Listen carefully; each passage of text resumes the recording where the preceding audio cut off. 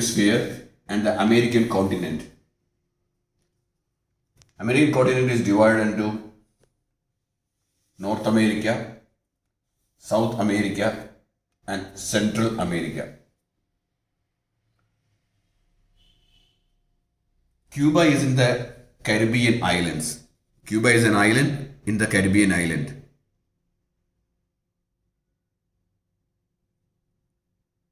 We traveled to Cuba from Panama in Central America. From Panama City, we took a Copa flight to La Habana or Havana, the capital of Cuba. Havana is just 150 kilometers away from the Key West of Florida state of United States of America. This is the map of Cuba and this is the capital La Habana or Havana. The Hershey Train is from Havana to Matanczes. That is almost 90 kilometers.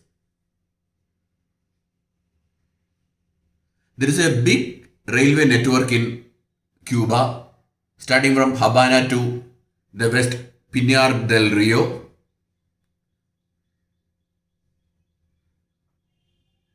and to the east it comes up to Santiago de Cuba.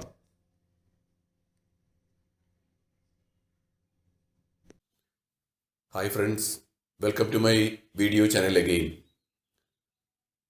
This video is about my trip to Cuba, the only communist country in the Western Hemisphere. We reached the capital city of Cuba, La Habana, from Central American country of Panama. Actually, we were the only two foreigners in the whole flight. When we reached Havana, we heard that the immigration is very unfriendly to Indians. So we were really a little bit apprehensive. It is not a very good thing to have a tug of war with the immigration department on arrival to a new country. But it was all hearsay, nothing happened, and we had a very easy immigration.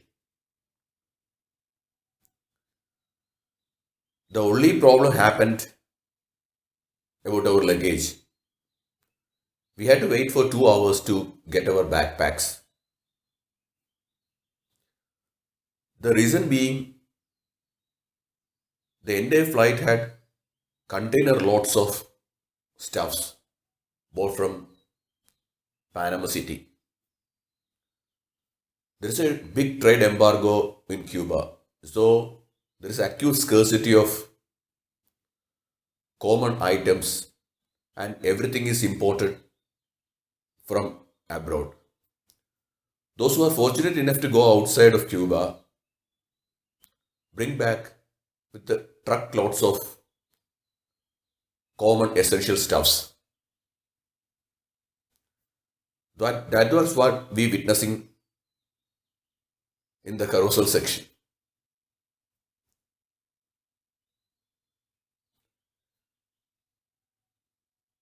There's a very funny thing is that almost 95% of the world don't require a visa to enter Cuba.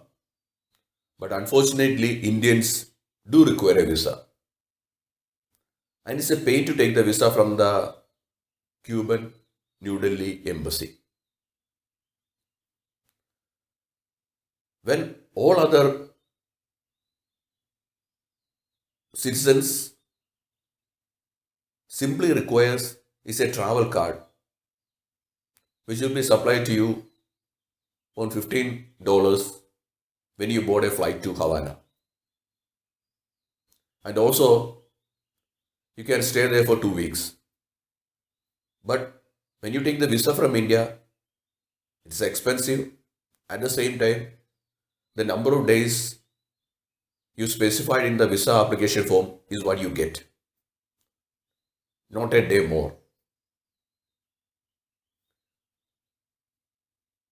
It is said that the visa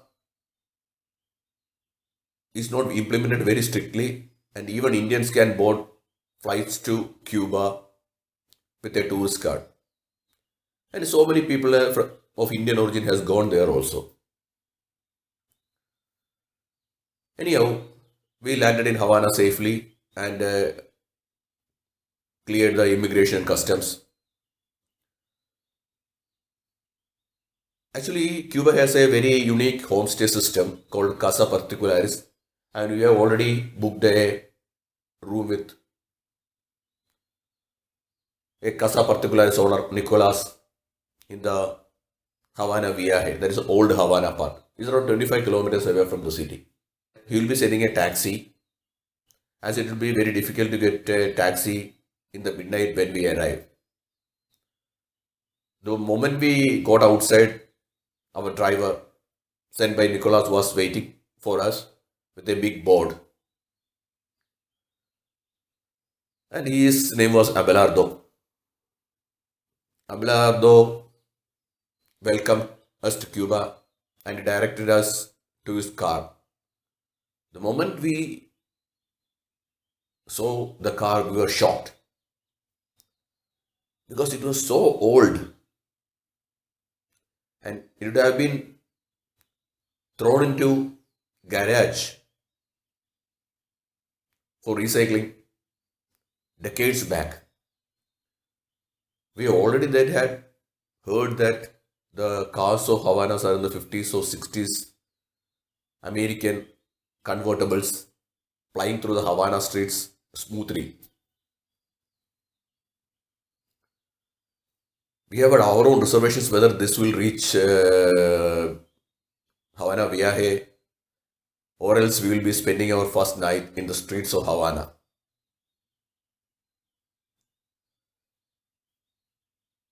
As soon as we entered the car, somehow Abelardo got an impression that I know Spanish.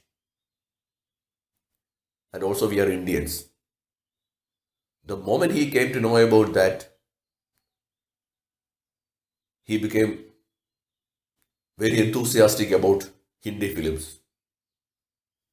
Every Friday, one Hindi film is screened in state television with subtitles.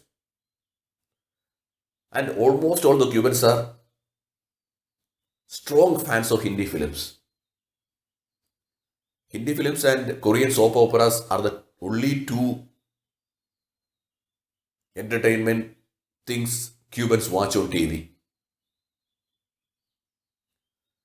The sad part is, I am not a big fan of Hindi films and I have not seen films much.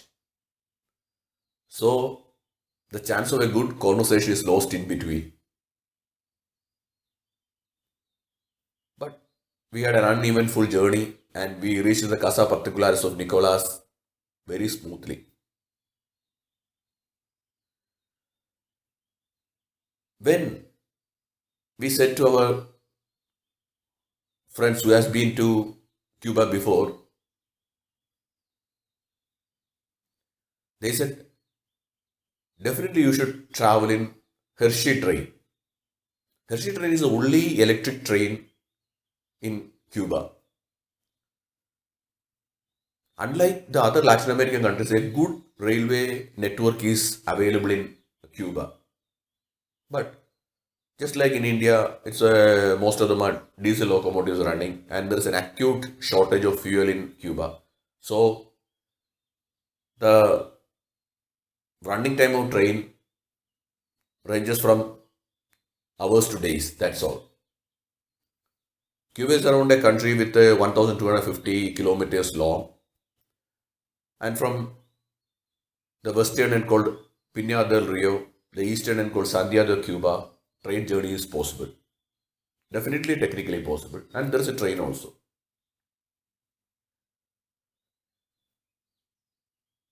The Havana Bay separates the two cusps of Havana. One, there is a Havana Viejo, the old Havana where we stay, and the other cusp is Casablanca, Rigla, the black neighborhood of Havana.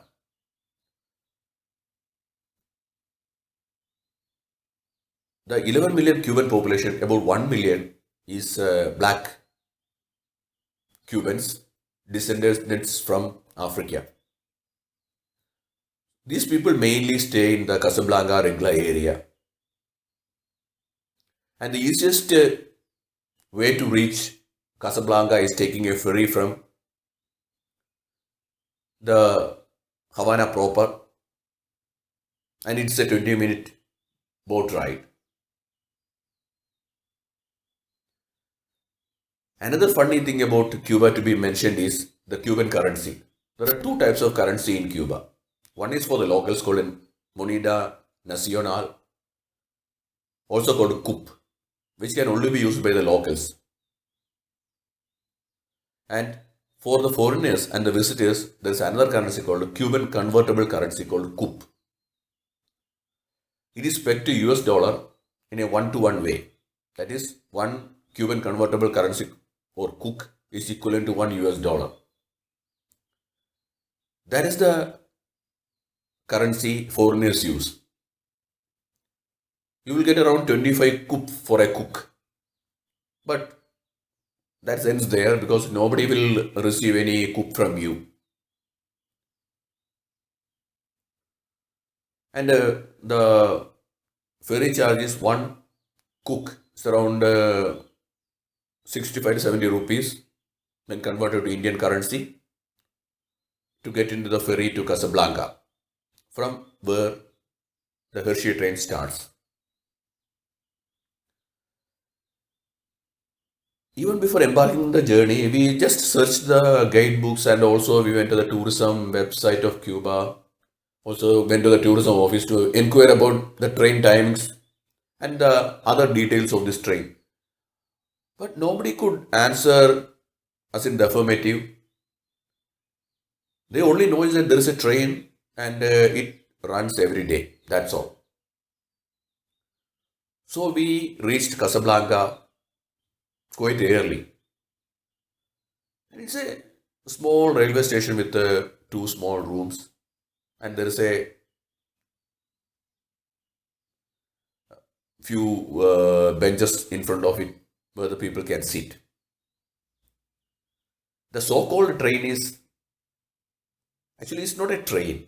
Actually, it's just like a one compartment bus running on rails. That's all. So more or less akin to tram rather than train. There is a big history of Hershey Train. Actually, Hershey Train was started by the Hershey Company, the chocolate manufacturer of USA, before the revolution. In 1911, they built the train from the station Hershey to Havana to transport sugar, their laborers, and also to finished products to the Havana port to be transported to US. That's the reason why they built the Hershey train in the 1911 toll ring. But after the revolution in 1958, the Cuban communist government took over, but they retained the train as it is. The reason being, actually, the area through which the train goes, that is from the Havana to Matanczes, around 90 kilometers, is the only transportation system available there. There is no road developed. Hence, if they stop this train, the entire place is cut off from the rest of Cuba. There is no way with which the people living there can come out of Yumiri Valley, the valley through which the train passes. Actually, Humiri Valley is a very fertile valley. There are a lot of cultivation and also a lot of cattle rearing going over there. And without the train, people are really lost. But there are so many hiccups attached and associated with this train journey we know nothing about. Ultimately, we landed up in deep trouble for not knowing things properly. Myself and Leda were welcomed by the staff of the train. It was so unusual to see foreigners traveling on the Hershey train. They asked us to wait, so we just walked around the Casablanca area. It's a very small community with a small school, kindergarten, and you can go up and it's a small hilly area from where we have a beautiful glimpse of the Havana city across the bay. And asked us to come back at 9:45 and the train starts at 10. There is a notice board over there about the train timings. Actually, previously the train used to travel around 3 times a day. But unfortunately, when we went there, there is only one train which goes at 10 o'clock in the morning. That's all.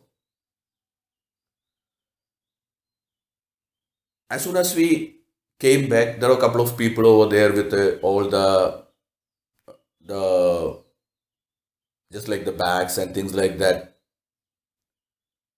And everybody came and introduced themselves to us. The train journey to Matanczes, around 90 kilometers, takes around 4 hours. There are 45 stations in between. And the charge is around 2.8 cook. That's around 200 rupees.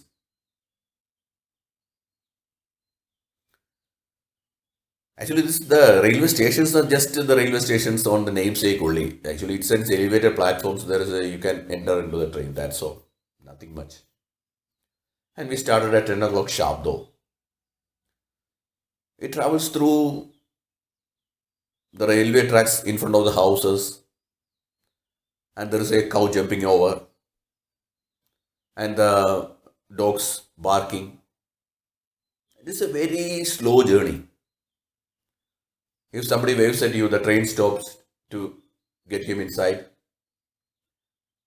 And so even somebody is taking a shower, the train will wait for her to come up. This is a journey. Actually, as we go east, it's a beautiful scenery. On either side of the railway tracks, there's a mountain, and the train rails going through the valley. Beautiful. It's a virgin forest, virgin landscape, and slowly we realized the difficulty of the journey. As we enter into the Yamuri Valley with a lot of Cuban palms, lot of plantain cultivation, you can see lot of horses, buffaloes, cows everywhere. As an hour gone, suddenly we heard something is falling on and the train suddenly stopped. When we looked, the connector between the train beam and with the electric line is broken, and that is the reason why the train stopped. We really had a shock. What to do next? The next scene we saw is the driver getting to the top of the train and trying to fix the, the connector which is broken. The people advised us to come along with them. There is a small house you can see around 100 meters in front. There is an old man and his daughter is staying there. They gave us water and even coffee, the Cuban coffee. And as soon as we reached there, the people over there, the people that traveling with us, opened their foodstuffs and sharing between themselves and inviting us to share. There's a tamale, there's a some sort of sweety stuff covered with leaves and boiled, and the Cuban sandwich with pig meat and a few other things which we don't know the name, and also lot of fruits. I was just looking into the train whether they are going to fix it or we are in deep trouble getting stuck here. After half an hour, everybody has a hearty laugh. The problem is solved. And we again went back to the train and train started the journey. As we enter into the Emuri Valley, the valley becomes more and more beautiful. And soon after, another catastrophe struck us. This time, the train suddenly stopped, but without a sound. Like the electric power has gone. That is the reason. I asked the driver, when the electricity will come back? He said, definitely it will come. But he also is not sure when it will come. Another half an hour is lost.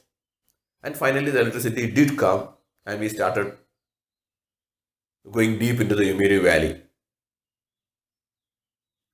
And a lot of people come to the train and get down, and a lot of fun activities are going on. There is a lot of sales because those people entering now comes with a lot of vegetables, fruits, milk, honey. Everything is with them. There is a trading happening in the train itself because these people are daily commuters and they got a very good rapport with the train driver and the ticket checker and other passengers also. This is the only way they can transport their goods from the fertile Yamuro Valley to Havana city and also get the daily essentials for them from the Havana city. As we go further, the ticket examiner came to us and whispered, very sorry to inform you that these trains don't go to Matanczes. There is a bridge in front of the Matanczes station which is broken down and the train service is suspended about 4 or 5 stations before that. So we had to get down at San Antonio. I had a shiver in my spines. How to get out of this place? Actually, our plan was to go to Matanzas and take a bus from Matanzas to Havana, or else you can return in the same train. Now, everything is in topsy-turvy. We don't know what to do. Actually, this is a closed valley where there are no roads and it's very difficult or rather impossible to get out of this valley to the place where we can get a bus or some transportation by which you can either go to Matanzas or back to Havana. Otherwise, somebody should take us through to the mountain paths to the nearest place where we can get a transportation, which will be kilometers and kilometers away from this valley. We are really shocked, not knowing what to do. And slowly, the commuters in the train became thinner and thinner. And finally, when we reached San Antonio, nobody was there except us, along with the train driver and the conductor. Seeing our pale faces, the driver and conductor came to our rescue. He said, look, there's a mud path.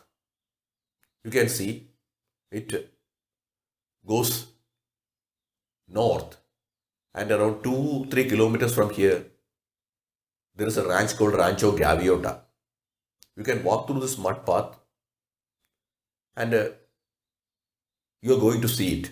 It's a big ranch, and you will get food there, and also they will arrange some transportation so that you can go to Matanczes.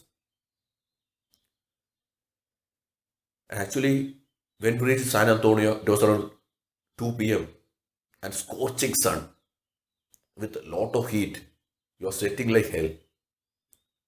But the only solace is that everywhere you look, there's greenery, greenery, and greenery all around. That is the only solace. And you can see the mud road going north. Somewhere in the north, there is a Rancho Gaviota, which is our only helpline. If we reach there,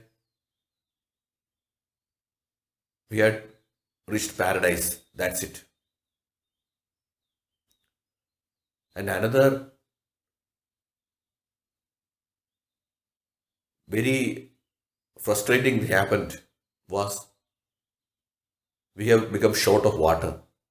Our water bottle has only quarter part of the water left.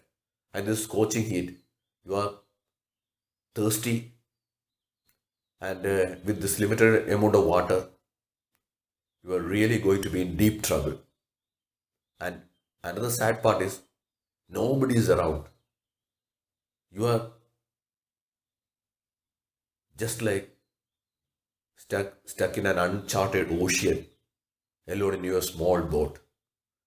That was the feeling I got when I got down in the San Antonio. We don't have a go. We started walking north in the direction pointed out by the driver and conductor, seeking San Antonio. The only major stop, the train stop, is the original Hershey Train. The only major stop the train has is in the Hershey station, which was the original station built. From here, the train started first and up to Havana. This is a big station where you can get something to eat, drink, and there is a 15-minute stop in the station. If somebody wants to go on the Hershey train, sadly, this train is no more operating. During the 2017 Irma hurricane, this Yumiri Valley has the maximum damage happened. The railway tracks was washed away, and the train is not running anymore. It's a very, very, very sad thing to know. This train is no more. Such a beautiful journey, such a beautiful way to interact with the local community. It is a pristine, virgin environment.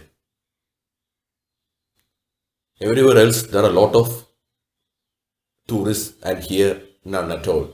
You are all alone with the locals. Thank you so much, friends, for visiting this site again and watching our video. We hope you enjoyed it. On the next videos, we will elaborate on the other major sites and other major towns and villages we visited in Cuba. Thank you for watching.